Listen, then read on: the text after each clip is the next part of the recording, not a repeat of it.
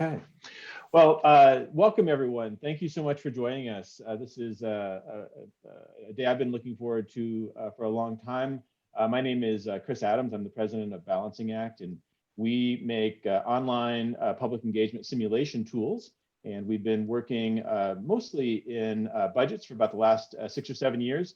But in the last year or so, we've been applying our tool to housing, and we have some people who have used that tool, and actually the person who originally had the vision for using our tool in this way is joining us today as well. And it's been a really remarkable journey to learn about this policy area, to learn about how cities and counties across the country and even across the world are dealing with housing issues and working with the public on that. And it's been nice to find that our tool can actually be very useful in terms of how that works. I'm going to mostly turn this over to our three very talented and experienced panelists today. I'll introduce them in just a moment, but I do want to just say a little bit about us. So we've been around since 1998. We've been doing online public policy simulations since 2007. We've got a number of tools that we offer. The one that we'll be talking about today is Balancing Act for Housing. We have been delighted to work with a number of universities and researchers who have recognized the power of online simulations as a way to transform public engagement from something that can often be very unproductive and even a little bit traumatizing for some people that go through it, to something that actually can be productive by aligning people with some the goals that policymakers have to reach, and also importantly, putting them into your shoes. As I said, we're relatively new to housing. We actually have just begun a very large contract with the Association of Bay Area Governments to work with about 30 or 35 of the cities and counties in that region. But we've also been working with local governments around the world, including places like City of Phoenix, Charlotte, Milwaukee County, San Jose, San Diego, and a number of others, Denver, and so forth. And this, we also work quite a bit in Canada and the United Kingdom, Australia, and New Zealand, and these are some of our Canadian clients. I just want to say a little bit. So I've been doing public engagement. I'm not a planner, but I've been doing public engagement for about 25 years now. And as I think about this particular issue and why a simulation, especially a simulation that can be used online, is useful in this at this particular moment, this is sort of what I think the value proposition is that it's a way to sort of frame up a structured and fact-based conversation so that you can sort of focus the conversation where it needs to be, and you can provide facts and sort of fill that void. It's a way to share trade-offs with people. So a lot of people enter a conversation without necessarily having professional expertise. This is a way for professionals to share that expertise and to frame up the right types of conversations so that residents can participate at a level that is more appropriate for people, for a population that's mostly not a professional. And so it focuses on those trade-offs that need to be made in order to actually work through a housing plan in a successful way. It's a way to transform complaints into problem solving, and just by the very nature, by sort of framing the conversation and the task it differently, is sort of a broader way, so that it encompasses the goals of the jurisdiction and not just of a particular person that's interested in a particular site or a particular area. It can actually just really kind of move that conversation in a different direction. And also it just improves the decision-making environment that we've seen, especially when we've been working in budgets. And I'll hopefully Renata and Christopher can speak a little bit about this in the planning and the housing perspective. But what we've seen is that when people actually work through the challenges, and when they actually understand the trade-offs, when they're given a productive way to interact, that it changes how they view whatever solution is produced, that they tend to have a little bit more ownership of it, that whereas they might have had some animosity or some antagonism towards whatever solution was created, when they actually go through and realize how hard this is, how hard these trade-offs are, it just changes the environment of decision making. And so we're really optimistic. We'll be watching to see if that's the case with planning and housing as well, but that's certainly what we've seen in budgets. So I'm now going to turn over most of the day to our three distinguished panelists, and I'm going to sort of introduce them in reverse order, but I'll also ask you all to say a little bit more about yourselves when you begin. But we're going to start with on the left in terms of order, but I'm going to introduce Dave Driskell. He's the principal at Baird+Driskell. Dave is a very experienced planner, working cities throughout the country, and has the veteran of many housing elements and housing planning, and he has just a wealth of experience that he'll be sharing. He's currently a consultant, but he's also worked for the cities of Seattle, Boulder, Portland, and others. Renata Robles is a planner at the city of Lafayette, and she is currently working with us. And we've had kind of 2 or 3 big innovations in terms of our work with in housing and with planners. And one of those was to add an interactive map. And so Renata was on the team that sort of formed that, and they've made really good use of that, and they've actually inspired cities throughout the world to use that same approach. And then we're gonna start with the person who really had this vision initially. And Christopher, I hope you'll share a little bit about how you had this idea to take what had been a budget simulation and turn it into a tool for public engagement on the housing. So Christopher Jordan is the Director of Strategic Planning and Innovation at the city of Elk Grove, California. They are just finishing, or maybe not quite finished, with their housing element of the general plan. Christopher has just a great vision for public engagement and for this task, and for how to use it effectively. So I'm going to actually just stop there and turn it over to Christopher to share a little bit about what they've done, but hopefully also just a little bit of why this tool or this approach even made sense to him as a planner. Great, thanks, Chris. And let me throw this up and we can go through a few things. Good morning, good afternoon, everybody. Thanks so much for joining us, and I'm appreciative to be able to tell Elk Grove's story about this. So the outreach we've been doing, or we have done at this point, and what we've leveraged with Balancing Act has been around our housing element updates. For those of you that are not from California or have not experienced the pain and torture that is a California housing element, this is a required topic of our general plan or our comprehensive plan. It's subject to state approval. It's the only element that really has a high degree of state involvement in it. We have a required update cycle. Our prior element went from 24 to 21. This one now covers 21 to 29. There was, for our particular region in the Sacramento area, for some context, Elk Grove is the 2nd largest city in the greater Sacramento metro region, just behind city of Sacramento. The unincorporated Sacramento County is a little bit larger, but we sit sort of at the south end of the region. At one point, we were the fastest growing city in the country in about 2005, 2006. We did about nearly 6,000 building permits in a year. Saw one of our specific plan areas basically develop overnight.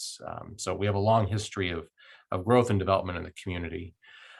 So for this current cycle, our deadline was for May 15th, 21 for the Sacramento region. We did achieve that and got it sent in for final certification, but we're waiting to hear back from the state on some outstanding items. The state, in setting up the housing element as a requirement for cities and counties to do, is really to make sure that communities are adequately planning for the housing needs of everyone in the community, to understand what those housing needs are, not just in terms of total housing units or types of housing, but really looking at it on an income basis, making sure that we have adequate housing for people across the economic spectrum. We often do that by looking at housing on a density basis. There's a conversion we sort of go through to think about it in that way. And we'll talk about that a little bit more and what that means for our outreach in a moment. As part of the housing element, we have to include a variety of policies and programs and implementation actions, but really the core sort of element or component of the housing element is to make sure that we have land zoned at a variety of densities that support these variety of housing types.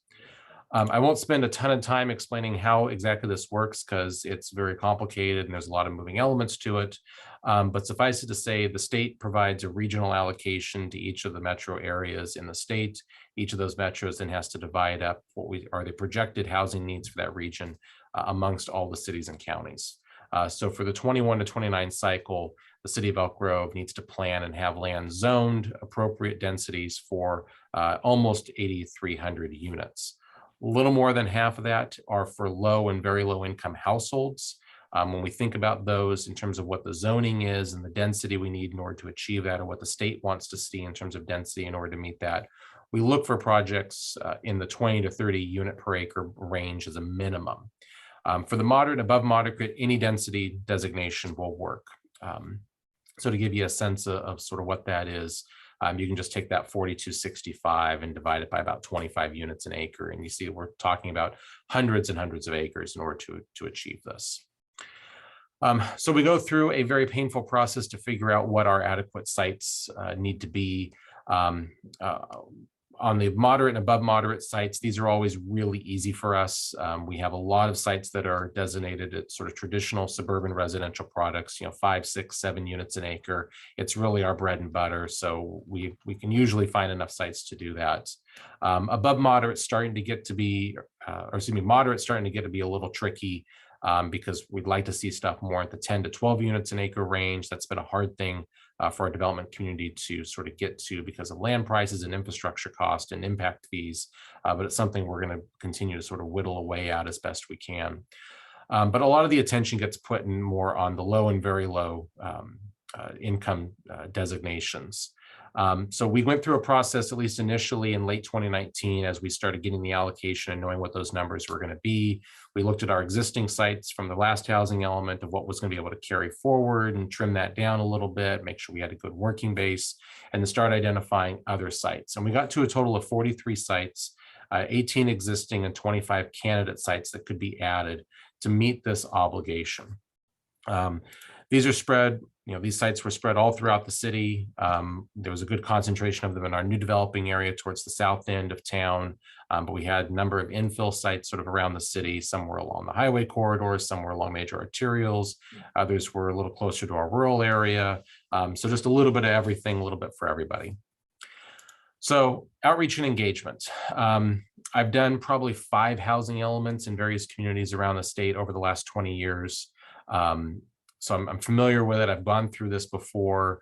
As you'll hear probably from David a little bit in the experience, these can get rather tricky at times. If you've been through them before, you know how bad these can be. So our outreach engagement that we've done previously, we would typically host a series of public meetings or workshops. We'd send notice about this to people. There's sort of immediately around the candidate sites that we're looking at. We'd put articles in our citywide newsletter. We do, tweets and Facey Space posts and all that sort of stuff, try to get people engaged. But at the end of the day, most people would be commenting on the sites that are closest to them. The feedback typically is, I don't like that you're going to include this site that's vacant around the corner from me, that you're going to increase density on it because that's going to bring an element to my neighborhood, and I don't want to see density, and density's bad and all of that, which those aren't really constructive comments for us. If we get a whole neighborhood saying something is bad and nobody's speaking up to support a site, it makes it really hard for our council and planning commission to support putting something in. People just really start to zero in on the stuff that is nearest to them, and they don't care about the stuff that is broader around the community. That site that is 2-3 miles from their house, they're not going to comment on. The thing that's around the corner is going to get the feedback, and it doesn't help us to put together really a cohesive plan at the end of the day. So for this element, we thought, okay, we're going to do some stuff different. One of the things we had heard from our council were concerns about the distribution of units across districts. Our new developing areas, our new growth areas are really in one single district. And because we're able to plan for those more comprehensively, we tend to get more sites there. We heard from that council member that was a concern. We heard from residents in that district that was a concern. So we were looking at sort of a district allocation method. How could we spread this around the city? We were planning on doing meetings. We actually had 4 meetings, 4 town hall meetings, 1 in each district set up in March and April of 2020. And of course, that all came crashing down on us for obvious reasons. So we had to scrap all of that almost about a week ahead of time of putting the notices out. But we sort of stepped back and said, okay, what is it we really want to achieve out of this? We want people to understand that housing across the city is a system. Where these sites go, ultimately at the end of the day, has to go back to what our allocation is. We have to make sure we're planning for the variety of people and communities across the city. And if we don't treat it as a system, if we don't look at each site within the greater context, we're not getting constructive feedback. That's how the council, that's how the planning commission is going to have to look at this. They're going to have to do trade-offs between sites 1, 3, 5, and 8, and decide what of those need to be added or included or decided upon. That's the pain they go through. Why don't we have our residents go through that same exercise? In our prior elements, we had our prior exercises and doing this, we'd always had sort of Excel spreadsheets where we'd be able to calculate how many units if we included all these sites. And it was a very manual thing of adding in the numbers and having it sum up. And we'd do that in a workshop or in a meeting or a hearing. And it was helpful, but it wasn't as instantaneous. And you could always have the issue of hey, did we type something incorrectly? And so we wanted something a little more automated, something that we could use throughout the process. So that brought us to what do we do come spring of 2020 and how do we pivot? Obviously, we were going to do things in our citywide newsletter. We were going to do webinars. We had some decent attendance early on, at least. But we focused our engagement on an online feedback tool, which ended up being Balancing Act. And I really got to compliment Chris and his team. Based upon a couple of early conversations, they were able to make some very simple adjustments to the front end of the system to what the average user sees to get essentially duct tape and baling wire to get it to do what we needed it to do, to go live in about 45 days from start of the contract discussion to a live date. And it worked, I think, really well. And I'll share some of the information. I'll actually bring the tool up and show you guys how we did it. So it was an opportunity in what we ended up having for people to look at these sites and give feedback on a site-by-site basis still, and leave comments for us, but also to look at it as a system and to go through the same exact process our Planning Commission and City Council ultimately had to go through this last spring. We had some great page visits, a little over 1,300 page visits by the time we got to our hearings. About 542 of those had internet addresses we were able to confirm based on the Google Analytics Chris has baked into the system that were Elk Grove specific. I know a lot of people, we could show you the data, people from all around were taking a look at this because it was new and different and awesome, and that's great. But we were able to get down into that and say, okay, well, here's where the feedback is specifically that's Elk Grove related. What was really interesting, though, because we were dealing with these 40 some odd sites, we did require that everybody had a balanced plan. So think about it like a budget. When Chris does these, or you have communities that use Balancing Act for more financial purposes and making decisions, you want to have at least a balanced plan or a plan in surplus. So the tool's got the ability just inherently with that functionality to say, okay, you can't submit a plan, or you can tell it not to submit a plan or not accept plans that aren't balanced in some way. If you're running a deficit, you can't hit the submit button. We decided to do the same thing because, again, we wanted people to think about this as a system. We wanted them to select enough sites that meet our minimum obligation. So out of the 542, we ended up getting about 91 as completed plans.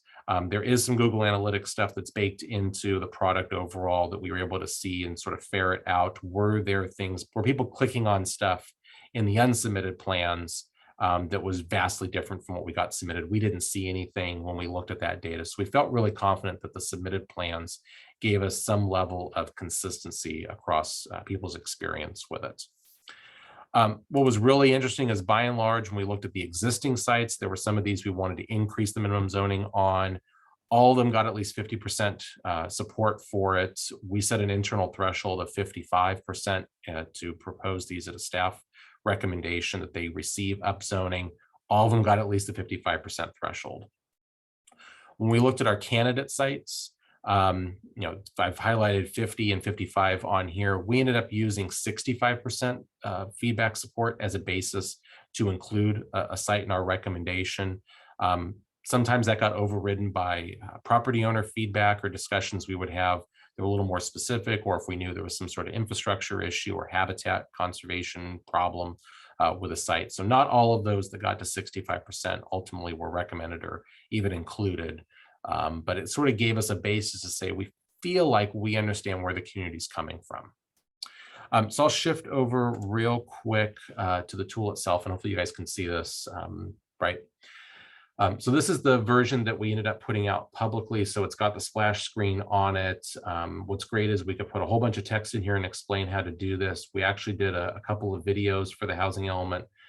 This one in particular introduced it to people who had never done it before, so we got to embed it. This video is up on our website as well.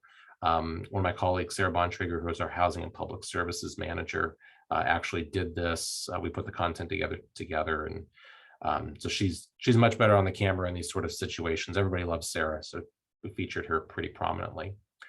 And then we went through and had folks complete the housing plan based upon this district concept. We later moved away from this. We ended up getting enough feedback from the council of, okay, you've looked at this enough, we don't care anymore. Let's stop looking at it that way. But for this initial outreach, we did. So we programmed it with our base allocation, the 4265. I won't talk about it too much, but there's this issue of having buffer units because of some changes in state law the last few years. So people could actually go in here and change the amount of buffer that we would have above the 4265 if they wanted to. Nobody ever changed this, but at least we gave them the option if they wanted to. And then people could go into each of these areas. They could see the sites. We would talk about it. You could click on and get more detail, and it would give you a real simple JPEG map about where the site is. And we tell you sort of what the options were, and you could then include it or leave it out. And as you can see, it automatically starts adjusting all the math in real time. The slider starts moving as you start including these sites. So eventually, if you click enough of these sites, you'd get into a balance plan or something with a surplus, and then you can ultimately hit the submit button down below. When we got to the public hearing process, again, we wanted to shift away from this council district based and start looking at it a little bit more broadly. So we had we actually were able to copy that simulation over in a couple of different ways, rearrange the sites, and we looked at it based upon the existing sites and the candidate sites. And then we pre-programmed it with what our staff recommendation was. So we could show them, we put this page up, this website up right there in the presentation, right there in the meeting. And they were able to say, okay, staff's recommendation gives us a surplus of 554. If we want to turn a site off and not include it, we could automatically see it. We weren't having to go through and do the math in the middle of the meeting. It did it all right there in the system. So we knew it was true and correct. We weren't under or over reporting what the unit allocations were, which was great. We still have the ability, all the maps and stuff were still here. So if they wanted to pull up a map and see where the site was and talk about it, we could do it. We of course had Google Earth or our own web GIS system in another tab. It could flip over to it if we needed to. But it worked out really well. And then we could see the distribution between the candidate and existing sites and see how that sort of laid out. So overall, it was a great process. We got great feedback from our planning commission, our council, as we went through these hearings. They really loved having it. At the end of the day, we had one existing site that we were trying to upzone that the property owner finally clued in about 2 days before the planning commission hearing. So that was an easy pivot to sort of deal with and adjust their concerns.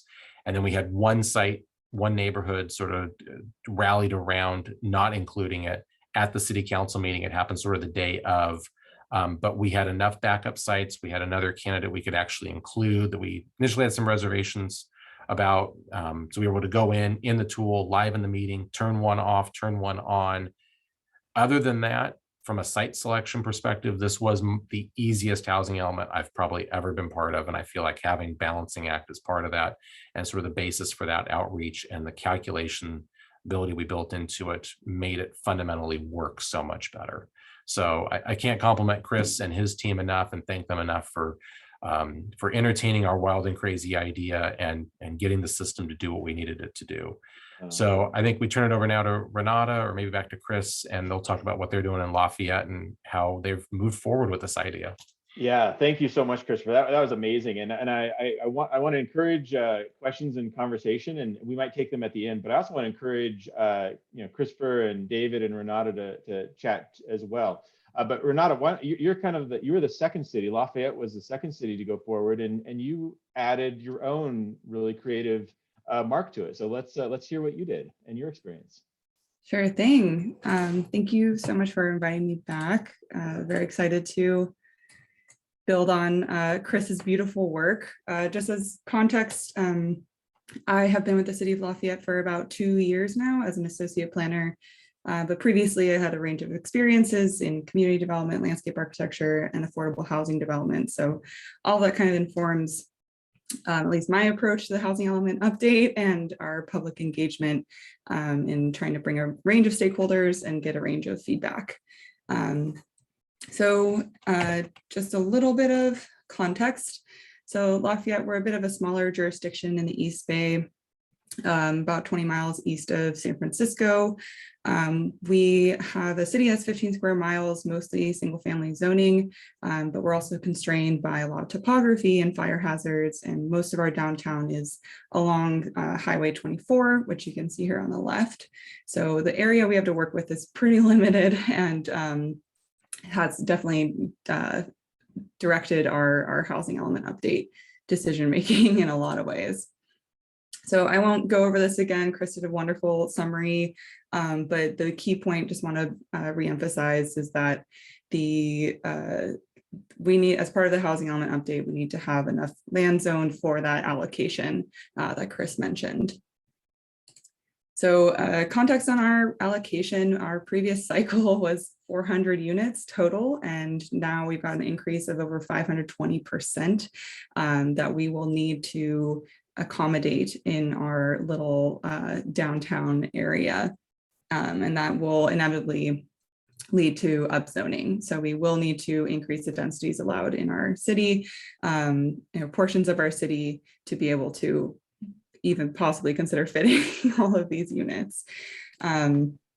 So in order to get the public engaged in that decision-making, we held a series of 4 online workshops to kind of take folks through the process of getting down to those specific questions about how much housing, where it should go, identifying those sites that Chris mentioned. And so first we started with broad conversations about priorities and values setting, kind of naming the issues and concerns about housing, and then going down to that density and specific site identification. So all of the recordings and documentation from these workshops is available on our website at planlafayette.org if you're interested in seeing how those played out. So our third workshop was focused on solution generation. I think Chris Adams said it beautifully earlier about, not just complaining, but also working towards solutions as being a priority for us. But we did want to provide structured means by which folks can get involved in that problem solving. We don't need everybody to become experts in housing development and planning and land use decision making, but we do want to be able to create that framework within which they can operate and have informed conversations. For this workshop, we decided to have folks break into small groups with staff facilitators and kind of with the understanding that each participant comes with their own background, experience, and priorities of how housing is developed in the city, which means they're not always on the same page. And so they, as a group, they would have to negotiate through where and how much housing they would be putting into the city. And a key part of this for us was that it have some aspect of visual feedback. So we can talk about housing units, we can talk about density in these different parts of the city, but it's not super clear for folks to follow if there's not something changing in real time. So that was one of the challenges we put forward to the Balancing Act folks. And again, they were amazing troopers in working with us on that. And the final piece outcome from this workshop that we were looking for was data for decision making. So we needed to be able to show how many people decided to put how much more housing and where they wanted it, to be able to put in a legitimate and well-researched recommendation forward to our Planning Commission and ultimately City Council. So in our setup, we opted to, instead of going for a number of housing units or specific sites, we decided to address density because that was the main constraint for us to meet our regional housing needs allocation, or RHNA. And underneath we use these broader areas that are informed by our environmental impact report growth geometries to kind of create a more comparative, easier means by which we can assess these impacts for staff. But underneath those geometries, there were specific sites allocated so we could use the area of those sites to calculate how many units would be added with the density changes. Again, we were looking for visible feedback, visual feedback, and kind of putting the number changes in context by using that map feature. And similar to Christopher, we did use an adjustable buffer, but for the workshop, we set it at a standard percentage, so everyone was working towards the same end goal. At the bottom of our page, we also, who knows what 35 dwelling units per acre looks like, really. And so we decided to include these images as kind of examples and inspiration of what that would look like, so folks can understand how appropriate it might be for these different regions of downtown. And similar to Christopher, just like staff has to do, we have to meet those numbers. So all the participants had to make a housing plan to submit. And so I'd like to just go to our simulation real quick. So similar to Christopher, we also created a video about the housing element, just so we didn't have to keep saying the same things over and over, and a little explainer. And here we decided to put a little more context and instruction, because if you were to just open our simulation, it'd be a little bit of information overwhelming, and just create an understanding of how to use the simulation, because there are a lot of moving pieces. So we again provide instructions, have our balancing bar with our units. We set it to start at our existing density, the density for each of these zoning districts. And you can see quite a deficit just to start off.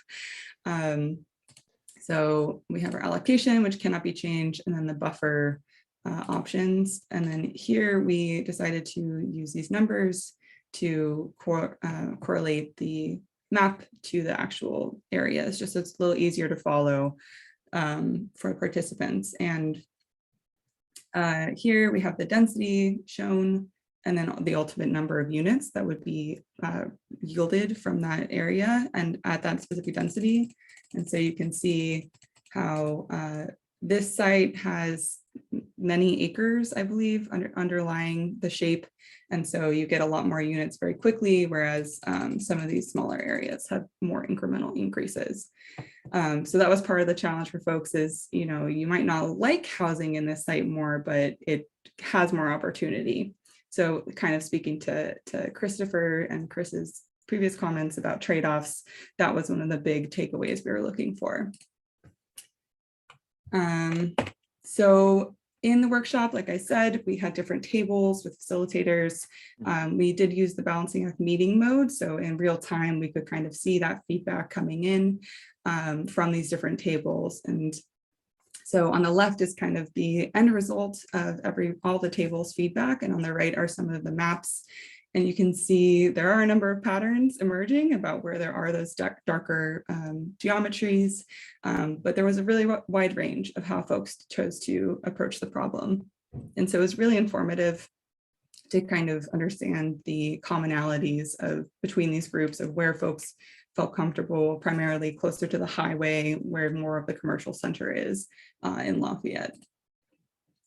So as we discussed, it really put folks in the driver's seat and kind of forced them to make those hard decisions and have those conversations as a group and understand those trade-offs. It also helped to build buy-in of, okay, so I said my piece, and here's where I would like to see it. Here's how much I would like to see. And hopefully we can continue building that as we work on drafting our housing element. Again, it gave us some initial information about where folks felt comfortable putting housing. And in the future, we do plan to revisit the simulation once we have our opportunity sites identified. So folks can more clearly, specifically see where is it next to Jim's Auto Body Shop or whatever it may be, those familiar locations. And so they can also understand the math and see the size of the parcel and why there's more sites coming or more units coming from that location. So again, we have a really fleshed out general plan update website. I would encourage you all to visit. A wealth of information there, as well as the documentation from our workshops and links to our Bang the Table site, where we have a number of other activities, not much live right now because we're in the drafting process, but an interesting resource just the same. And here's my contact information if anyone wants to reach out directly. Thanks. All right. Thank you so much, Renata. It was really a blast working with you guys, and challenging and wonderful. And to add that map, it has been really transformative, and it's almost become iconic for us. The shape of Lafayette and that kind of orange, burnt orange color. It's really become something that I think people have become to associate with this type of work. So it's been great working with you all as well. Just quickly before I go to Dave, I want to just show one additional type of use. In some ways, it's been we've gone kind of backwards in time, and I just want to show you the other use. So at about the same time as Christopher Jordan in California had this idea during COVID to come up with this online tool. There was another person in a different hemisphere in Australia, in Sutherland Shire, Australia, and his name was Jordan too. It's Jordan Widenstrom. He's a planner in Sutherland Shire, and he had the exact same idea. He had seen our budget simulation somewhere for some local government or for the U.S. government, and said, I think we might be able to use that in our housing outreach. And completely different context, obviously, than California. And so he contacted us as well, and it was a different use case. So we were very excited about that and eager to learn what he was trying to do. But I just want to show it to you because it's so simple, and it sort of strikes me that there's a sequence. I think a lot of the Bay Area cities that are going through this process, a little bit behind Lafayette and far behind Elk Grove, they might be sort of using 3 different types of simulations. So Christopher in Elk Grove did the site-specific one. Renata originally, or to date, has done areas, although I think they might be doing sites a little bit later. But what Sutherland Shire Australia did is type of housing. And so they're actually looking at doing exactly in reverse order what Renata and Christopher did, but they're starting with type. And so essentially what they're trying to do is they're trying to say, okay, we need to find a place for 1,000 homes. We need to add 1,000 homes. And so what they've done is they've got their fixed number down here, the 1,000. And then they've got dwellings up here, the different types of housing. And so they've got single family dwellings. And so they describe what that is, single family, and they put in some nice images of what that looks like. But they also want to let people know that we really can't add very many more. And this is based, it's not just arbitrary, it's based on the available land in this area. And so if people try to add more than 30, it says, you can't do that. So it's sharing a constraint that you all have as planners. And so if you go down here and you look at apartment buildings, you can actually add, much more rapidly. But the planning department and public officials there are just very concerned that people are just not going to at all take to the idea that it can't just all be through single family homes, because it's just not possible. And so they're using this to kind of socialize the idea, to involve people once again in solving the problem and not just criticizing. So anyway, just wanted to show that to you. But now I actually want to turn it to Dave Driskell, who has a lot of experience in this area, not just in California, but sort of across the country and even throughout the world. And just ask, what this evokes for you in terms of a productive place and a productive role for the public in working through some of these difficult planning decisions, and especially housing.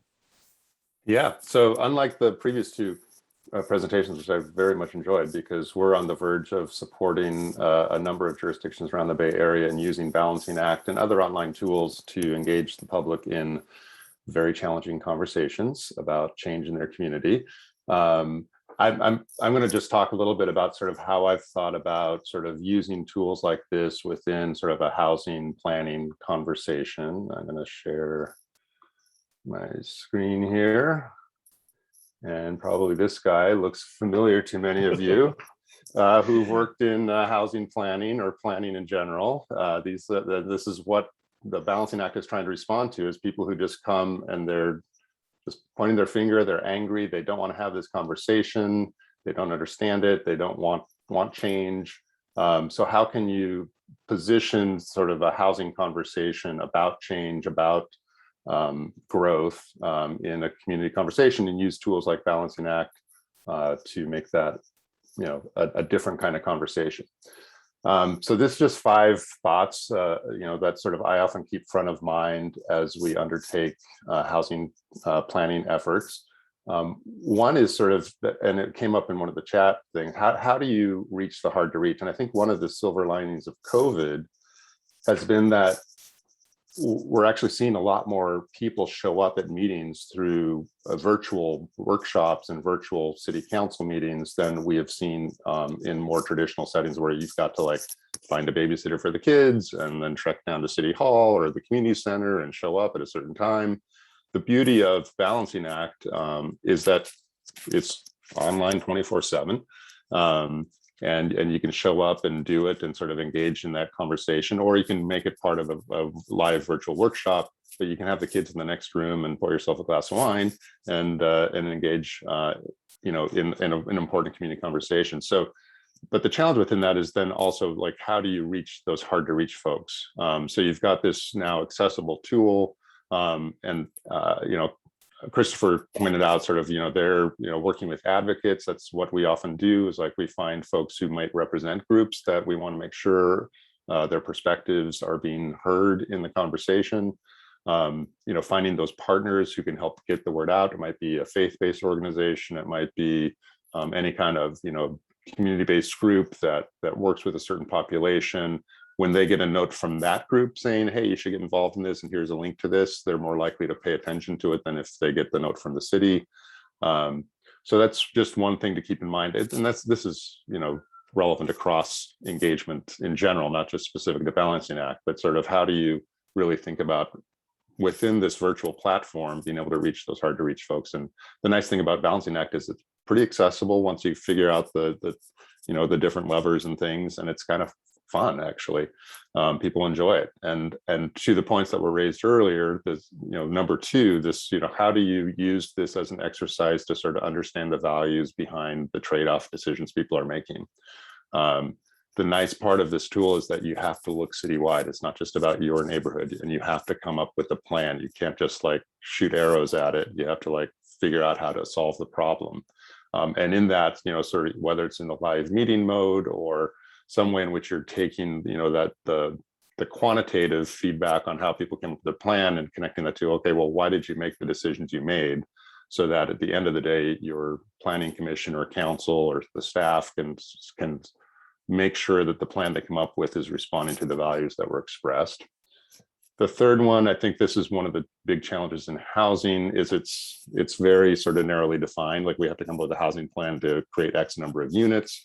How do you connect that conversation with a larger conversation about the kind of community we want to be and other issues that are affecting people? So, this gets into the number two, sort of what those values are. Are you making decisions to put housing in one location versus another because of walkability and wanting to reduce emissions related to climate change? Or are you doing it because you want to protect open space or some kind of community asset that's important to people? Sort of understanding those and helping connect the housing conversation to a broader planning conversation about the future of the community is really important. Number four is the feedback loops. People show up to these workshops, they spend some time, they get their heads in it, they get sort of caught up in the moment, and then they go back to life. So when your plan comes out, how do you sort of communicate back to people, here's what we heard you say, and here's now the plan that we did in response to that, so they feel that their voice was heard and that there's, you're being responsive to that. And the last one is, the challenge here is both the examples talked about, we have to get to this number of units and the state's making us do this. And it's about a unit exercise, but this gets into that sort of larger community conversation. As planners, we use numbers a lot and we use data, but, for people, it's about, what we do in a lot of our housing conversations is really focus on people. Like even when we're showing pictures of housing, like it's pictures of housing with people in it and in front of it, not just buildings. We're not just building buildings because we like buildings. These are homes.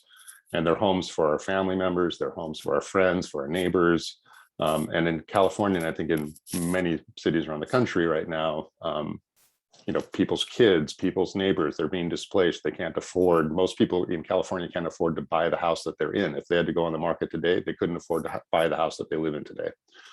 So how do you, make this part of a conversation about community and about people? And this is, at the end of the day, we have to have a housing plan that has X number of units in it, but it's not just because a check the box activity. It's because we need those housing units. We need these places for people to live and to grow up and thrive and grow old in. So those are just some thoughts. I think Balancing Act is an awesome tool. We're looking forward to using it in the planning that we're doing with communities around the Bay Area. but sort of placing that within this larger conversation about why we're doing it, why it's important, and connecting that sort of so that people are coming to it with less of a damn you for making me do this, and more of a, okay, I get this, and this is hard. Like, it's hard. Change is hard. But sort of like, what kind of community do you want to be, and who do you want to be able to live here, is sort of underlying sort of the point of this exercise. So yeah. Those are just some thoughts. Yeah, that's really helpful, Dave. And I was really struck when you're talking now, but in some previous conversations that we've had with how that coincides so well with how I view balancing acts. A balancing act is not intended to be the decider.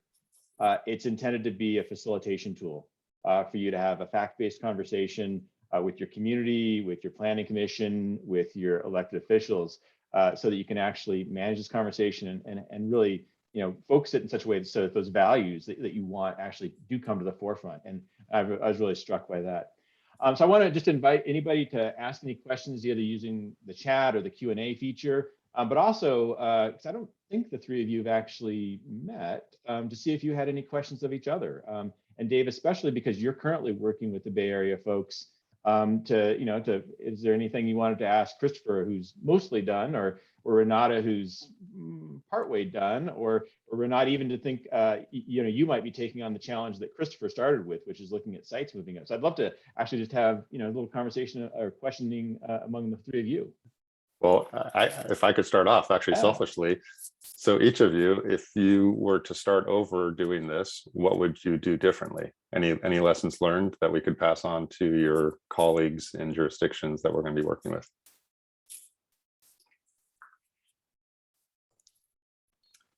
I think from the outreach perspective, I love that the interactive map got added in after Lafayette. It would have been awesome to have had something like that included. So I'm really glad to see things are evolving in that regard.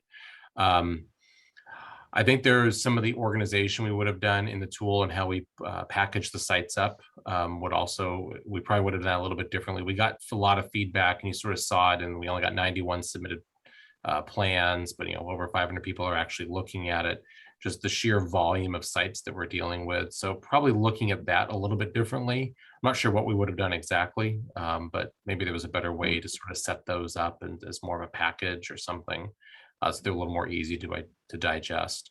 Someone had asked in the chat about, do you have to sort of look at it in these ways, or you start dealing with things as density based? Well, it's one way to do it. It's how most of the jurisdictions in California do it, is you look at it on a density basis.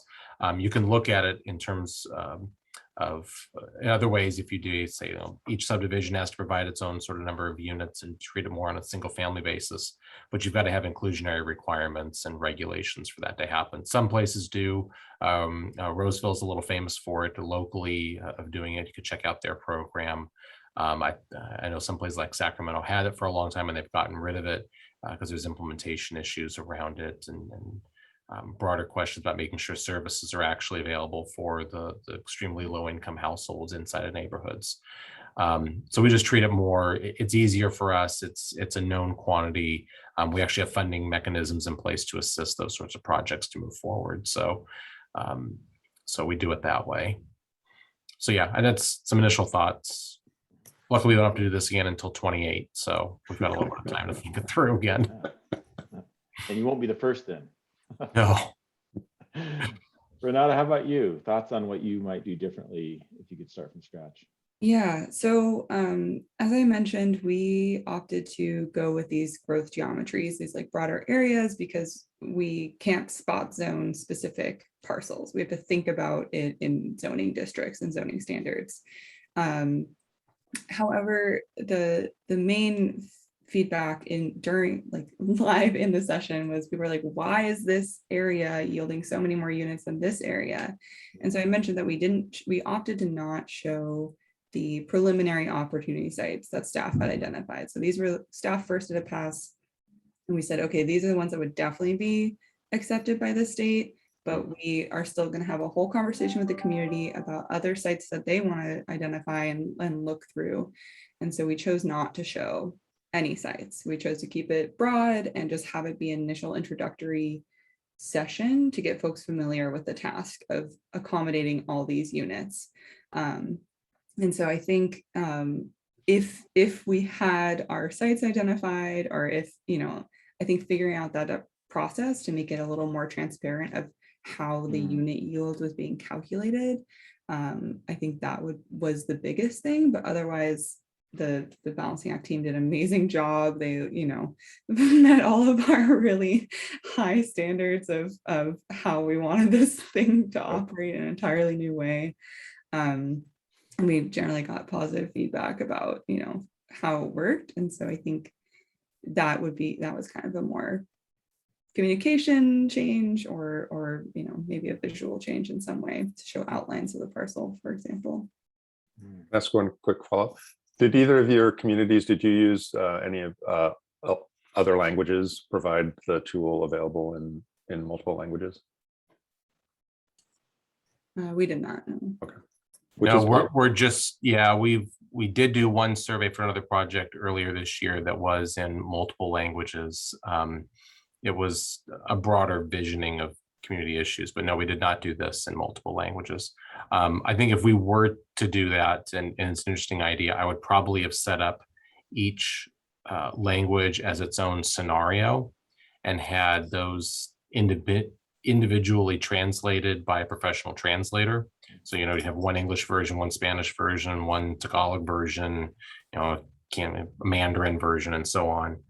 Just the feedback we've gotten when we do web-based translations of things is this isn't even worth it. So we use a translation service for all that stuff. So if anybody's thinking about doing that, I would certainly suggest you set up an independent one, have the data in some way that you can then aggregate it together like Excel or something on the back end manually. Yeah, and actually we were so busy with all the new innovative stuff with Lafayette and with Elk Grove that we didn't even get to some of the things that we can actually do. So we actually have Balancing Act available in about 10 languages, including Spanish, Simplified Chinese, Vietnamese, Hmong, Marshallese Islander, French, and things like that. And Christopher, it's similar to what you just said. You can export all your content and then have the translation, and then import it back in, and you've got a constructed simulation. So yeah, other questions among yourselves, or let me see, is there anything else here? I've got a selfish question. Well, not selfish, but it's a question that I really think about. So a lot of this has been translating a budget simulation to help to meet housing goals. And we found that often budget staff, they speak a different language than people. And so I remember, I think it was you, Renata, or someone on the Lafayette team that first introduced the concept of dwelling units per acre to me. And it's just not something that, even people who pay close attention to the news, who care about public policy, who care about public affairs, it's just not something we know about. And so I guess I'm wondering, what could be the role, and Dave, this follows up on your point about hard to reach groups. How could we convey some of those same concepts, but have it be a little bit more accessible? That's one question. And then the other question, Christopher, goes to a bullet point that you had, which is that you had some involvement with community groups. And I think you even mentioned it in the chat a little bit.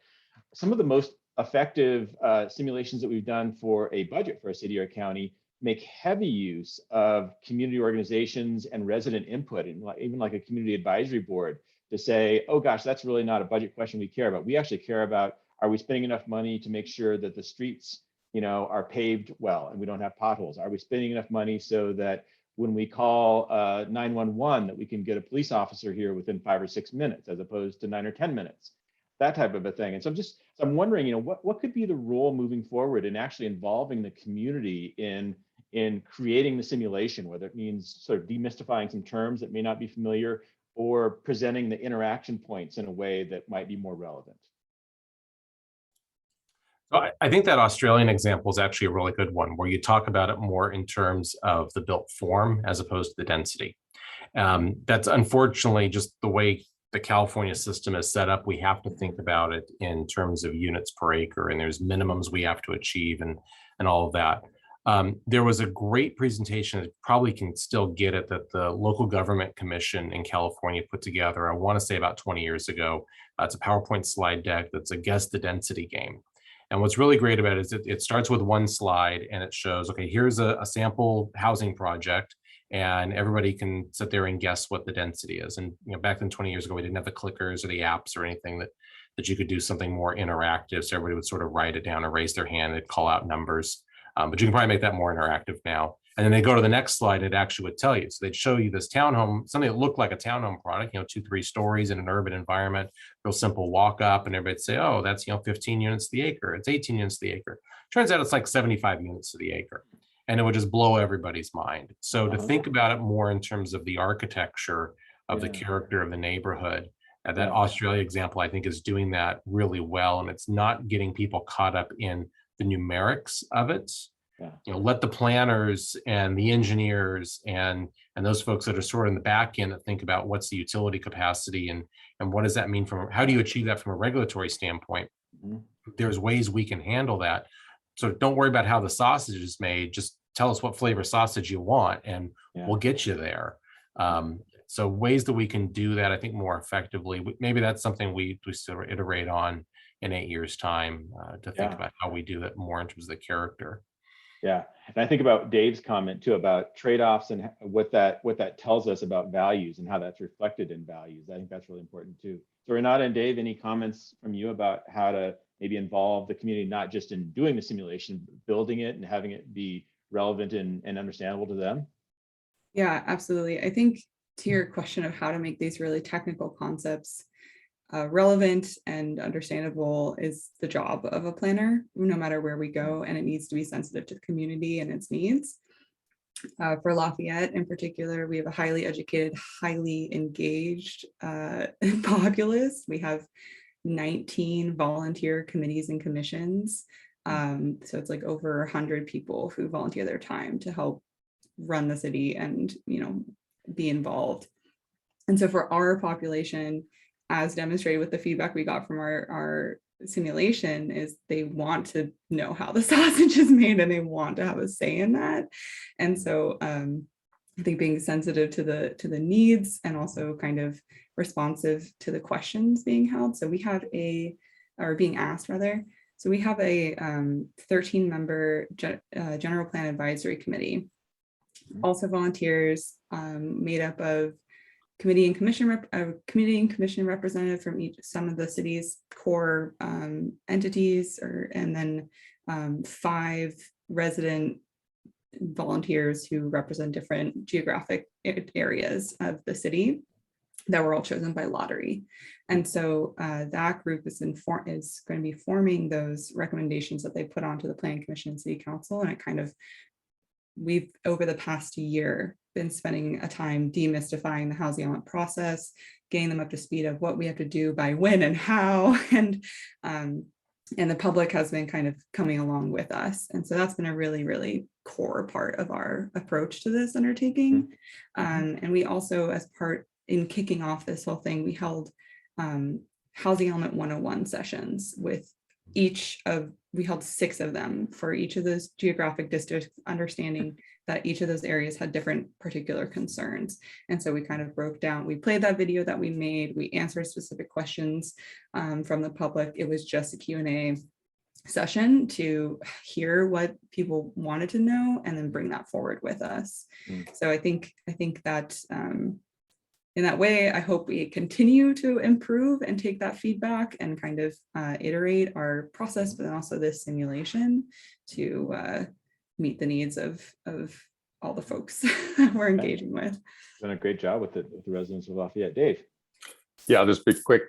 So one potential approach we're doing in San Mateo County, there's 21 jurisdictions in San Mateo County. So we've put together a countywide, what we're calling an equity advisory group, which is organizations that work with low-income populations, immigrants, people with disabilities, sort of that hard to reach populations and people who really have something at stake in this process. And they're actually helping guide our engagement strategies. So they're giving input, not just on the content, they are looking at sort of content and like giving their input, but they're also saying, please, Lord, don't go out and do that kind of engagement because our folks will not be able to involve. They won't understand what you're talking about. Right. So they're helping us to frame how we present things, and then also helping to reach populations and sort of guiding how we put together like focus groups and things to make sure that those voices are being input into those 21 different housing elements that are happening around the county.